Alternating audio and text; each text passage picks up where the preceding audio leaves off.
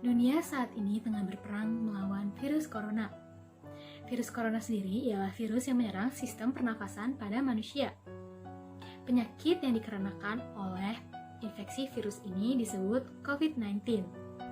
Virus corona dapat menyebabkan gangguan ringan pada sistem pernapasan kita, infeksi berat pada paru-paru, hingga kematian. Virus corona ialah salah satu jenis baru dari coronavirus yang menular dari manusia ke manusia. Walaupun lebih banyak menyerang lansia, virus corona ini dapat menyerang siapa saja, mulai dari bayi, anak-anak, remaja, hingga orang dewasa.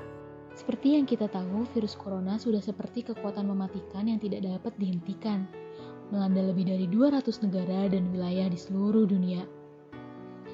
Jumlah kematian sudah menuju 400.000 orang dan masih bertambah dengan kian mencepat. Fakta ini jelas membuat kita semua khawatir karena penyebarannya yang begitu cepat. Namun, kita dapat mencegah virus corona dengan 5 langkah mudah berikut ini. 1. Biasakan mencuci tangan dengan air mengalir dan sabun minimal 40 detik atau gunakan hand sanitizer berbasis alkohol 60%. 2. Hindari menyentuh mata, mulut, dan hidung yang merupakan pintu masuk virus ke tubuh kita.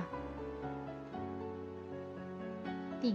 Jika batuk dan bersin, tutuplah mulut dengan lengan bagian dalam atau tisu, dan gunakan juga masker. 4. Hindari kerumunan atau kegiatan yang melibatkan banyak orang. Jaga jarak 1 meter atau lebih dengan orang lain. 5. Jika Anda punya gejala infeksi virus corona, segera hubungi hotline 119 extension 9. Dengan ini, Anda telah membantu petugas kesehatan dan pemerintah bekerja secara lebih efektif untuk melawan COVID-19. Sebagai warga negara Indonesia, kita memiliki Pancasila sebagai dasar negara kita. Pancasila memiliki nilai-nilai yang sejalan dengan masyarakat Indonesia. Nilai-nilai yang terkandung dalam Pancasila dapat juga diterapkan dalam masa pandemi corona ini loh teman-teman. Sila pertama, sebagai umat beragama, alangkah lebih baiknya kita mematuhi himbauan yang diberikan MUI atau pemerintah dan pemuka agama kita masing-masing. Sebagai contoh, Islam melakukan sholat wajib yang berjamaah di rumah atau sholat seperti sholat id dan sholat tarawih dari rumah. Begitupun dengan agama-agama lainnya yang merayakan hari-hari besar di rumah saja, seperti agama Kristen yang merayakan kenaikan Isa Al-Masih dari rumah saja, dan Buddha yang merayakan Hari Raya Waisak dari rumah saja. Kini, ibadah dilakukan dari rumah saja. Sila kedua dapat kita terapkan dengan membantu sesama loh teman-teman. Misal, orang terdekat kita mengalami kesulitan ekonomi sebagai imbas dari wabah COVID ini, kita dapat sedikit membantunya.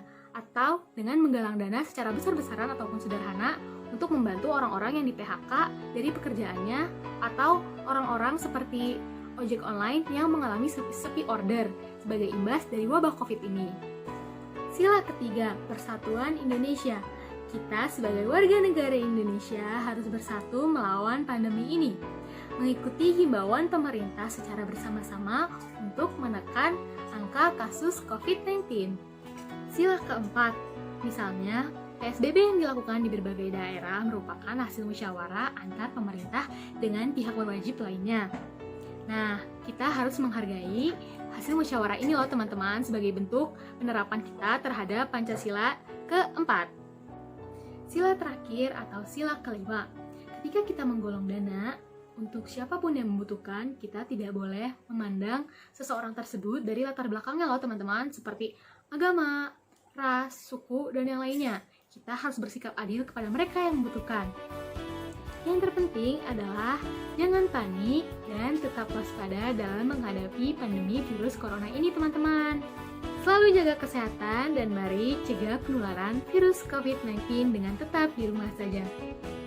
Sekian dari saya, Wahyu Fitrita Ramadhani, untuk MKDU Pendidikan Pancasila.